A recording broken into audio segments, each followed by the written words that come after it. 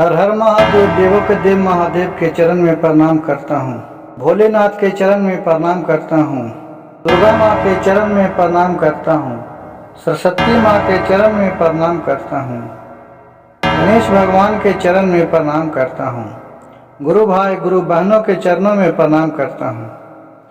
गुरु भाई गुरु बहन, एक शिव चर्चा कहने जा रहा हूँ। शिव चर्चा को कृपया ध्यान से सुनिएगा, बीच में नहीं छोड़िएगा, नहीं तो कहानी पूरा समझ में नहीं आएगा।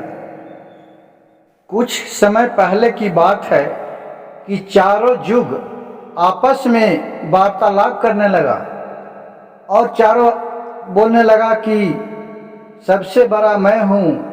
सतयुग बोल रहा है कि सबसे बड़ा मैं हूँ। द्वापर युग बोल रहा है कि सबसे बड़ा मैं हूँ। त्रेता युग बोल रहा है कि सबसे बड़ा मैं हूँ। अब कलयुग जो इस समय बीत रहा है बोल रहा है कि सबसे बड़ा मैं हूँ। अब तीनों में बहुत ही झंझट पसर गया। अब तीनों कहा कि ऐसा कीजिए कि सबसे अच्छा होगा कि हम लोग चारों भाई चलते हैं शंकर भगवान के नज़दीक।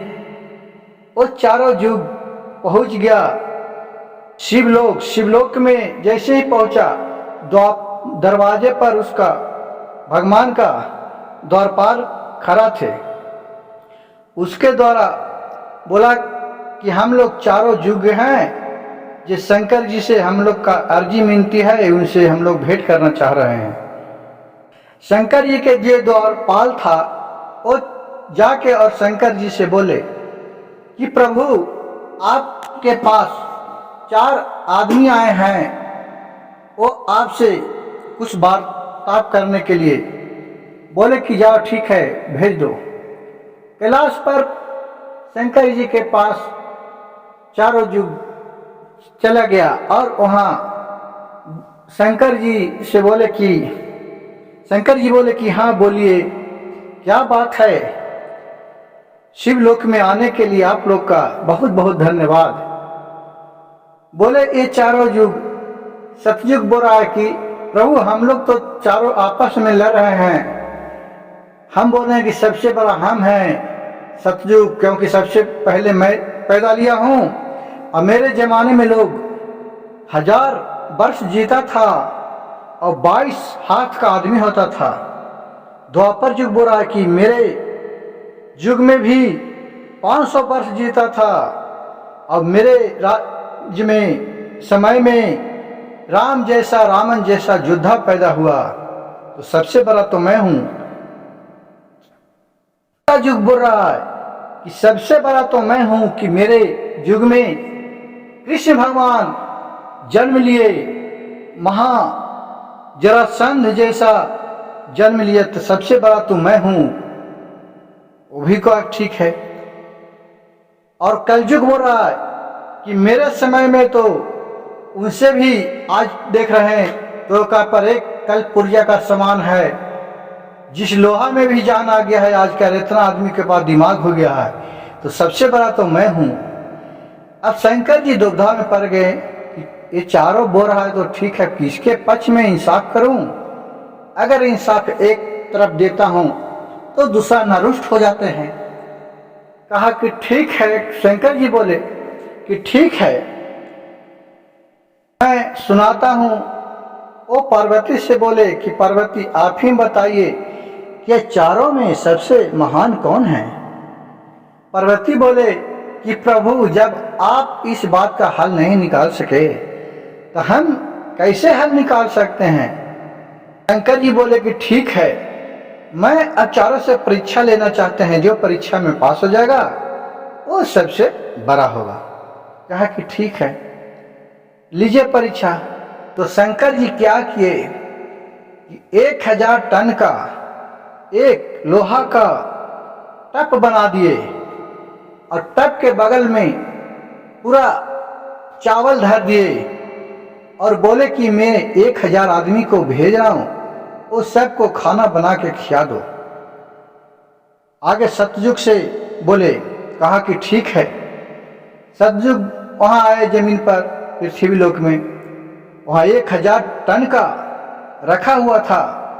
तो उसको तो सत का युग था, अपना शक्ति से वो एक आदमी को भेजे सतयुग, वहाँ कि जाओ वहाँ खाना खिला दोगा।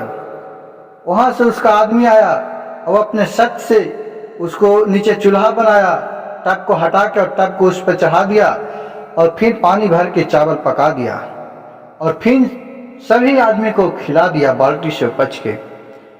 फिर कहा कि ठीक है। फिर आया द्वापर युग। फिर द्वापर युग में आया तो द्वापर युग अपने अच्छा अच्छा बलवान को भेजे और बोले कि जाओ तुम सबको खाना बना के खिला दो। वो भी आया, वो भी पहले तो एक पर एक अपना शक्तिशाली है ये थे, वो अपने शक्ति से हटा के टब को रख दिए और फिर चूल्हा बना के लकड़ी काट के और फिर जला के और टब चढ़ा के पानी भर के खाना बना दिए और फिर सभी आदमी को पत्तल पर बैठा के खाना खिला दिए। फिर त्रेता युग में आदमी से बोले कि जाओ तुम भी खाना बना के खिलाओ। और जब खाना बना के खिला देते थे तो शंकर जी उस सब को फिर नष्ट कर देते थे और फिर उसका नया सृजन से बना देते थे। इसी तरह करते गए। फिर त्रेता युग में आए तो त्रेता भी अपने एक आदमी को, अच्छा ताकतवर आदमी को बनाया और भेजा कि जाओ खाना खिला दोगा। लेकिन उस युग में तो आदमी कुछ कमजोर हो गया था, लेकिन किसी तरह घींचते घासते और फिर बनाया और उसी तरह फिर घींचते घासते तब को चढ़ाया और खाना बना के सबको खिला के फिर चला गया। फिर अब नंबर आया कलयुग के। तो कलयुग में बोला इस घड़ी तो आदमी का उम्र 100 साल हो गया है, अब मात्र 3.5 हाथ के तो आदमी है। अब इन लोग खुद जो तीनों युग आज खा के हंसने लगा, बोले कि यार देखो कलयुग तुम क्या करता है जी। कलयुग बोला कि ठीक है हंसिए नहीं, मेरा भी तो समय देना चाहिए। अब सबके परीक्षा हो गया तो मैं तो भी परीक्षा दे लूँ। कहा कि हाँ हाँ हाँ जाइए दीजिए, 1000 टन का है तो 3.5 हाथ के आदमी है, अब कैसे घी चलेगा। कहा कि ठीक है। वो अपने गुण से संपन्न गुण एक आदमी को प्रकट किया जिसमें हर एक तरह का बुद्धि और कला भरा हुआ था। उसको बोला कि जाओ वहाँ 1000 टन का एक वहाँ रखल है टब और चावल है, उसमें सबको खाना बना के और 1500 आदमी को खिलाना है। जो खिला देगा ना तो ये बोलता है कलयुग के जो आदमी था जे कि ऐसा ऐसा प्रभु एक क्या बोलते हैं, ऐसा तो 1000 को काम मैं कर दूंगा, जब आप देखते जाइए कैसे करता, जो चुटकी बजेते हो जाएगा। वो गए फिर वहाँ तो देख रहे हैं कि टब बहुत भारी है तो होगा नहीं, तो अपना दिमाग लगा कि बगल से क्या किया कि खन दिया चूल्हा, उसको नीचे नीचे टब ज्यों के त्यों रह कर छोड़ दिया। चूल्हा खन दिया और उधर से लकड़ी लाया और जला दिया। मशीन से पानी पाइप द्वारा पूरा भर दिया, चावल उसी में डाल दिया और हो गया।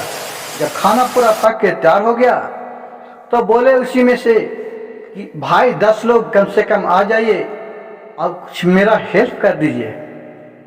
वहाँ से 10 लोग उठ के आए और पूरा आदमी को खिला दिए और फिर बोले कि आप लोग भी खा लीजिए, और फिर वो भी 10 आदमी खा लिए। उसके बाद फिर टब को पूरा साफ सुथरा करके और फिर वो अपना चले गए। कहा ऊपर जाके, अब बोले कलयुग की प्रभु शंकर जी आप ही बताइए कि हम में बड़ा कौन है। कहा देखिए सतयुग में तो सत्य से चलता था, द्वापर युग में भी तो अच्छे अच्छे वीर पैदा लिए, जबकि रामन जैसा महाप्रतापी पंडित पैदा लिए कि जो देवता के भी बस में कर लिए, इतना शक्तिशाली थे। लेकिन उनको ये भ्रम नहीं था कि मैं देवता को बस में कर रहा हूँ, जबकि फिर देवते को उत्पन्न होने पर उसका वध करने के लिए त्रेता युग में भी उसको, द्वापर युग में उसको मालूम ही नहीं है कि भगवान क्या होते हैं। ये वो अपना शक्ति के आगे घमंड में पागल हो जाता था। उसी तरह त्रेता युग में भी हुआ कि अपने सर्वपूर्ण से संपूर्ण कृष्ण जी भी पैदा लिए और वो सबको इतिहास दिखा दिए कि सबसे बलवान कौन होता है अपने। और एक कलयुग में है कि कल मतलब कि पुर्जा, कल पुर्जा का समान है कि जो कितनों बड़ा से बड़ा काम हो लेकिन वो एक आदमी क्षण भर में पूरा कर देते हैं। जैसा उस कलयुग और त्रेता युग और सतयुग में नहीं था। यह आदमी आज से 200 कोस दूरी भी है तो 1 मिनट में उसको मार के गिरा देगा। ऐसा ऐसा शस्त्र पैदा हो गया कलयुग में। इससे ये सबसे महान तभी कलयुग ही लग रहा है कि जो भगवान को मानकर और गोर हाथ लगकर प्रभु के कृपा करके और सब काम पूर्ण कर लेता है। गुरु भाई गुरु बहन, अगर मेरा वीडियो अच्छा लगे तो मेरा चैनल को सब्सक्राइब कीजिएगा, लाइक कीजिएगा और शेयर कीजिएगा। हर हर महादेव, घर घर महादेव।